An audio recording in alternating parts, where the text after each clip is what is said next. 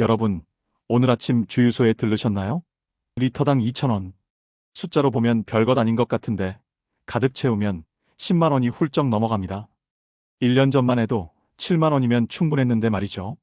그런데 여기서 이상한 점이 있습니다. 국제 유가는 오히려 2022년 고점 대비 30% 가까이 내렸습니다. 원유가 싸졌는데 왜 기름값은 안 내려올까요? 도대체 우리가 주유소에서 낸 그 2,000원 어디로 흘러가는 걸까요? 지금부터 그 돈의 흔적을 하나씩 추적해 보겠습니다. 먼저 현실부터 직시해 봅시다.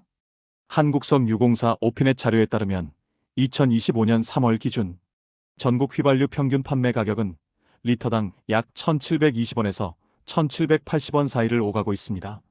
서울 도심 일부 주유소는 2,000원을 훌쩍 넘기도 합니다. 자영업자들이 모여드는 인터넷 커뮤니티에는 이런 글이 넘쳐납니다. 하루에 영업용 차량에 기름값만 5만 원씩 씁니다. 이러다 폐업하겠어요. 화물차 기사분들은 더 심각합니다. 25톤 대형 트럭 한 대가 하루 200리터 이상 경유를 씁니다. 경유 가격이 100원만 올라도 하루에 2만 원, 한 달이면 60만 원이 추가로 나갑니다. 연수입은 그대로인데 연료비만 수백만 원이 늘어나는 겁니다. 그렇다면 국제 유가는 지금 어떤 상황일까요?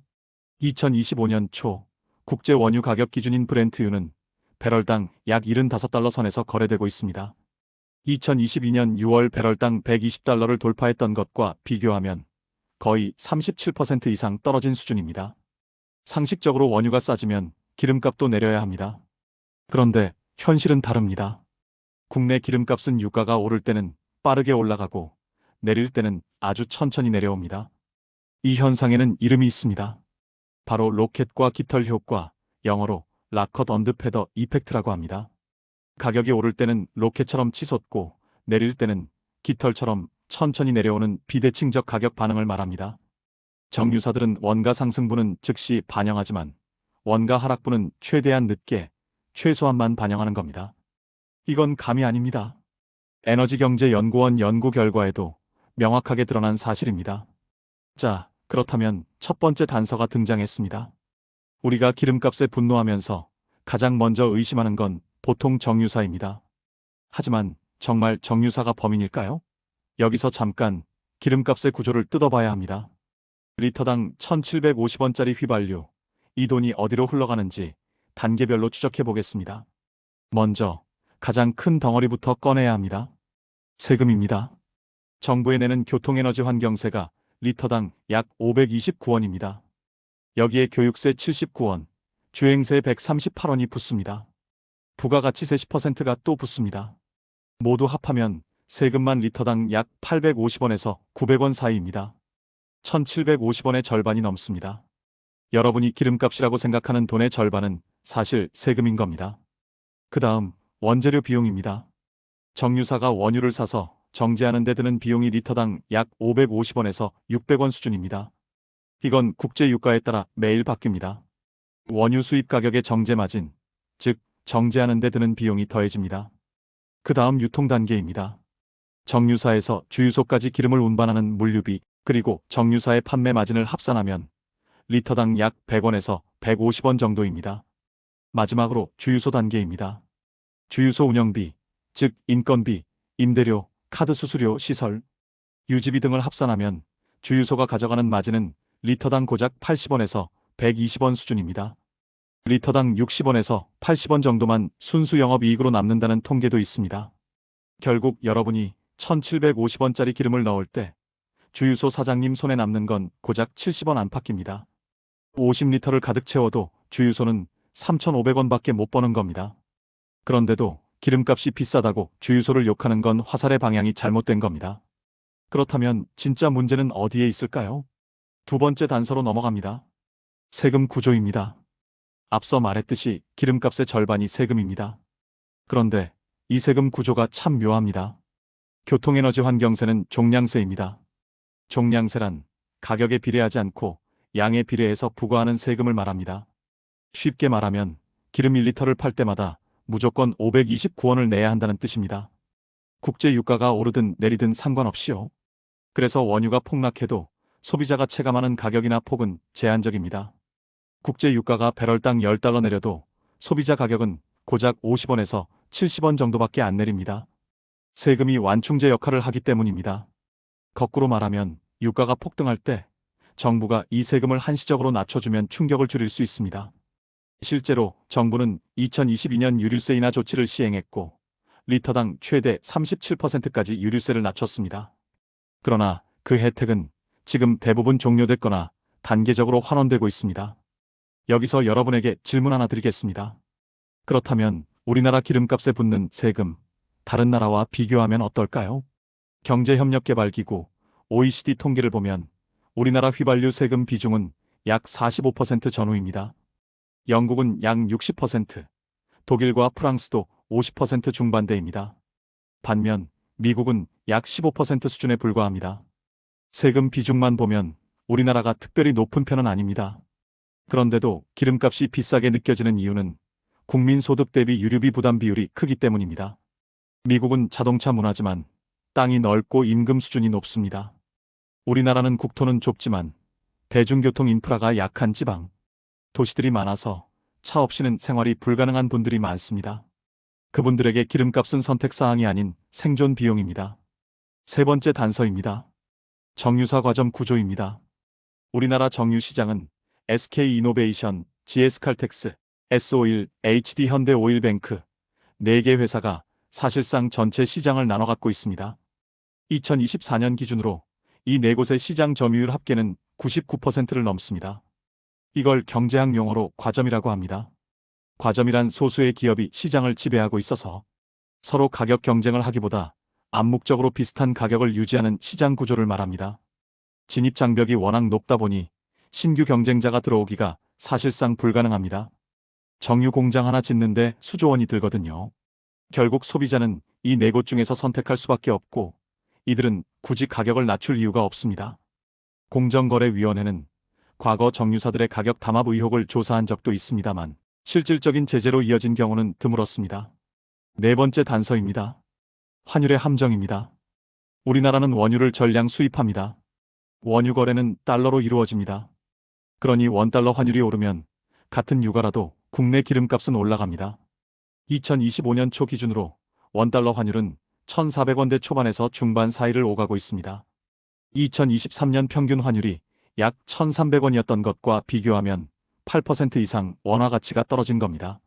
환율이 100원 오르면 기름값은 리터당 약 30원에서 50원 정도 오릅니다. 국제 유가는 내렸어도 환율이 오르면 소비자가 체감하는 기름값은 오히려 오를 수 있습니다. 그래서 기름값은 유가만의 문제가 아니라 환율, 세금, 유통구조, 이 3가지가 얽혀있는 복합 방정식입니다. 자, 이제 우리는 단서를 4개 모았습니다. 세금, 비대칭 가격 반응, 과점 구조, 환율. 그렇다면 이 구조는 서민 경제에 어떤 충격을 주고 있을까요? 지금부터 실제 사람들의 이야기를 들어보겠습니다. 충남 천안에서 개인 택배기사로 일하는 박 씨는 하루 평균 300km를 달립니다. 1리터에 14km를 달리는 경유차로 하루 약 21리터를 씁니다. 경유 리터당 1,600원이라 치면 하루 연료비가 약 33,600원입니다. 한 달이면 100만 원이 넘습니다. 택배 단가는 건당 800원에서 1,000원인데 연료비로만 수입의 30% 이상이 빠져나갑니다. 고정비, 즉 유지하는 것만으로도 발생하는 비용이 너무 높아서 아무리 열심히 일해도 순이익이 나지 않는 구조입니다. 고정비란 생산량이나 매출에 관계없이 반드시 지출해야 하는 비용을 말합니다. 차량 할부금, 보험료, 연료비가 모두 고정비에 해당합니다. 초등학생 아이 둘을 키우는 경기도 수원의 직장인 이 씨는 주말마다 가족 나들이를 합니다. 왕복 200km 정도 되는 거리를 휘발유차로 달립니다. 이전에는 기름값 걱정 없이 떠났는데 요즘은 출발 전에 어플로 주유소 가격을 비교합니다. 고속도로 휴게소 주유소는 리터당 2,000원이 넘는 경우도 있습니다. 아이들이 가고 싶다고 해도 이제 선뜻 차를 빼기가 무섭다는 게 이 씨의 말입니다. 서울 관악구에서 자취하는 20대 직장인 최 씨는 출퇴근으로 지하철을 씁니다. 기름값과 직접적인 관계가 없어 보이지만 실상은 다릅니다. 최 씨가 주문하는 배달 음식 가격이 1년 사이에 평균 15% 올랐습니다. 배달 기사들의 연료비가 오르면 배달비가 오르고 배달비가 오르면 음식 가격에 전가됩니다. 기름값은 자동차를 안 타도 우리 생활 물가 전체에 스며드는 겁니다. 이게 바로 기름값의 물가 파급 효과입니다. 유가가 오르면 물류비가 오르고 물류비가 오르면 식품가, 택배비, 배달비가 오르고 결국 모든 서비스 가격이 올라갑니다. 이걸 경제학에서 비용 인상 인플레이션 또는 코스트 푸시 인플레이션이라고 합니다. 수요가 늘어서 가격이 오르는 게 아니라 생산 비용이 늘어서 가격이 오르는 구조입니다. 소비자는 아무것도 더 사지 않았는데 돈은 더 나갑니다. 그렇다면 다른 나라들은 어떻게 이 문제를 풀고 있을까요? 해외 사례를 한번 살펴보겠습니다. 프랑스 이야기를 먼저 해드리겠습니다. 2022년 에너지 위기 때 프랑스 정부는 전 국민에게 리터당 약 18원에 해당하는 유류 할인 쿠폰을 직접 지급했습니다. 나중에는 이를 저소득층에 집중해서 취약계층에게 리터당 약 100원 이상 할인이 돌아가도록 조정했습니다. 세금을 무작위로 낮추는 게 아니라 혜택이 필요한 사람에게 집중적으로 배분한 겁니다. 미국의 경우를 보겠습니다. 미국은 주유세 자체가 낮지만 일부 주에서는 저소득층 가구를 위한 에너지 바우처 제도를 운영합니다. 연방정부 차원에서는 저소득층 가정의 난방비, 연료비를 지원하는 LIHEAP 프로그램이 있고 연간 약 40억 달러, 우리 돈으로 약 5조 원 이상이 이 프로그램에 투입됩니다. 독일은 더 흥미롭습니다. 2022년에 단기적으로 유류세를 낮추는 것과 동시에 대중교통 9유로 패스를 도입했습니다. 9유로면 우리 돈 약 1만 3천 원으로 한 달 동안 전국의 대중교통을 무제한으로 탈 수 있게 한 겁니다. 기름값을 낮추는 것과 동시에 대중교통으로 이동수단을 전환할 수 있는 출구를 만들어준 겁니다. 우리나라와 비교해 봤을 때 2022년 유류세이나 조치는 혜택이 전 국민에게 균등하게 분배됩니다. 기름을 많이 쓰는 사람, 즉 소득이 높고 차를 자주 모는 사람이 더 많은 혜택을 받는 구조입니다. 차를 못 가진 저소득층은 연료비 직접 할인의 혜택을 거의 못 받습니다. 게다가 우리나라의 지방 대중교통 인프라는 여전히 취약합니다. 차를 포기하고 싶어도 포기할 수 없는 분들이 많습니다. 지금 기름값 문제가 단순히 유가가 올랐다는 차원을 넘어선 구조적 문제라는 걸 이제는 느끼실 겁니다. 자, 이제 더 깊이 들어가 봅시다. 기름값이 오를 때 에너지 기업들은 어떻게 됐을까요? S-오일은 2022년 사상 최대 영업이익 3조 원을 돌파했습니다. SK이노베이션의 정유 부문도 2022년에 수조 원의 이익을 냈습니다. GS칼텍스 역시 마찬가지였습니다. 국제 유가가 오르는 시기에 정유사들은 이미 비축해둔 재고, 원유를 높은 가격에 팔 수 있는 재고 평가 이익을 누립니다. 반대로 유가가 내릴 때는 재고 손실이 발생합니다. 그러나 유가 상승기의 이익이 워낙 크기 때문에 평균적으로 정유사들은 유가 변동에서 이익을 더 많이 봅니다. 물론 정유 산업 자체가 대규모 시설 투자가 필요하고 국제 경쟁도 심해서 이들이 부당 이익만 챙긴다고 단정하기는 어렵습니다. 그러나 소비자들이 기름값 폭등으로 고통받는 동안 정유사들이 사상 최대 이익을 기록하는 현실은 공정함에 대한 의문을 불러일으킵니다. 여기서 다른 업종과 비교를 해보겠습니다. 농산물을 생각해 봅시다. 농부가 밭에서 키운 배추 한 포기는 1,000원입니다. 그런데 소비자가 마트에서 사는 가격은 5,000원입니다. 그 사이에 수집상, 도매, 소매 마진이 쌓인 겁니다. 기름은 어떨까요? 원유에서 휘발유가 되는 과정은 배추보다 훨씬 복잡하고 시설 집약적입니다. 그런데 유통 마진 구조는 농산물보다 오히려 투명하게 공개됩니다. 오피넷 시스템 덕분에 우리는 실시간으로 전국 주유소 가격을 비교할 수 있습니다. 농산물 유통 마진은 여전히 불투명한 경우가 많은 반면 기름값은 세금 항목별로 공개가 됩니다. 역설적이게도 기름값이 이렇게 분노를 사는 건 그 구조가 비교적 잘 보이기 때문이기도 합니다. 보이지 않으면 화도 안 납니다. 이제 좀 더 근본적인 질문으로 들어가 봅시다. 우리가 기름에 이렇게 의존하게 된 건 언제부터일까요? 1970년대 자동차 산업이 본격 성장하면서 한국 사회는 자동차 중심의 도시 설계를 채택했습니다. 아파트 단지마다 주차장이 필수가 되고 도시와 도시 사이를 연결하는 교통은 자동차가 기본값이 됐습니다. 대중교통이 잘 되어 있는 서울, 부산, 대구 같은 대도시와 달리 인구 30만 이하의 중소도시들은 버스 노선 자체가 줄어드는 추세입니다. 도시 인구가 줄면 버스 수익성이 나빠지고 노선이 줄면 사람들은 더 차를 타고 차를 타면 대중교통 수요는 더 줄어드는 악순환입니다. 이 구조에서 기름값이 올라도 차를 포기할 수 없는 분들이 전국적으로 수백만 명입니다. 이걸 경제학에서 포로 시장이라고 합니다. 소비자가 다른 선택지를 현실적으로 가질 수 없기 때문에 가격이 올라도 구매를 그만두지 못하는 시장을 말합니다. 지방에서 차로 출근하는 분들, 농촌에서 트럭으로 농산물을 실어 나르는 분들, 도서산간 지역에서 배로 기름을 들여오는 분들, 이분들에게 기름값 인상은 기름 소비를 줄여서 해결할 수 있는 문제가 아닙니다. 그럼 앞으로는 어떻게 될까요? 국제에너지기구 IEA 전망에 따르면 전 세계 석유 수요는 2030년 전후로 정점을 찍고 이후 완만하게 감소할 것으로 보입니다. 전기차 보급 확대가 이 흐름을 이끌고 있습니다.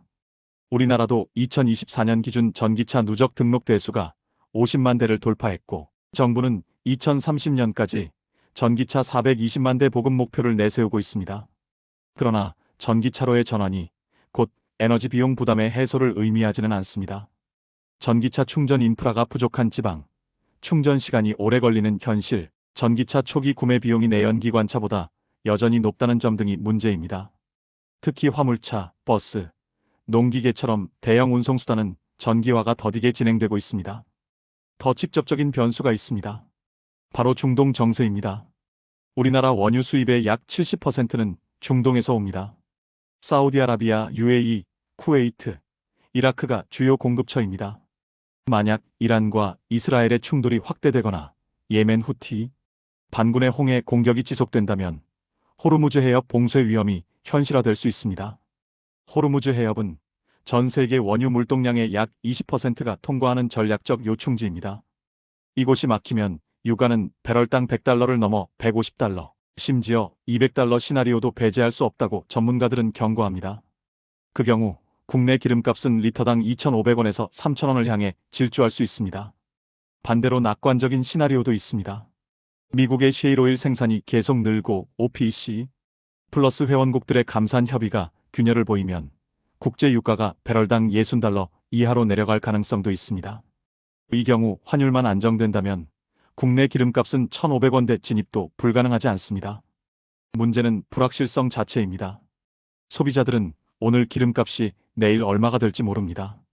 화물차 기사들은 유류비를 예산에 반영하기 어렵습니다.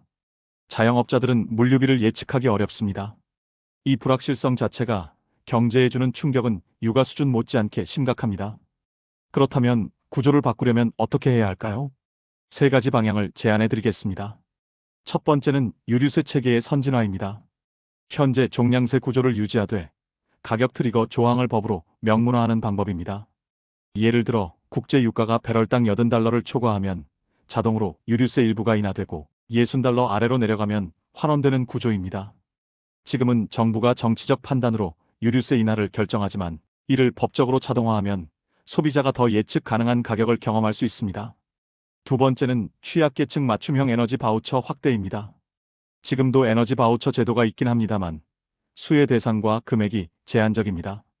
유류비 지원 대상을 자영업자, 화물 종사자, 농어민까지 확대하고 지원 금액도 물가 연동으로 현실화하는 방향이 필요합니다.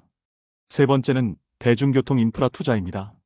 장기적으로 기름값 충격을 줄이는 가장 근본적인 해법은 차를 덜 타도 되는 사회를 만드는 겁니다. 지방 중소도시의 버스 노선 유지를 위한 공공보조금 확대, 농촌 지역 수요 응답형 대중교통 도입, 광역철도망 확충이 그 방향입니다. 단기적으로는 비용이 들지만 장기적으로는 국민의 기름값, 의존도를 줄여 에너지 위기에 더 탄력적으로 대응할 수 있는 사회를 만들 수 있습니다.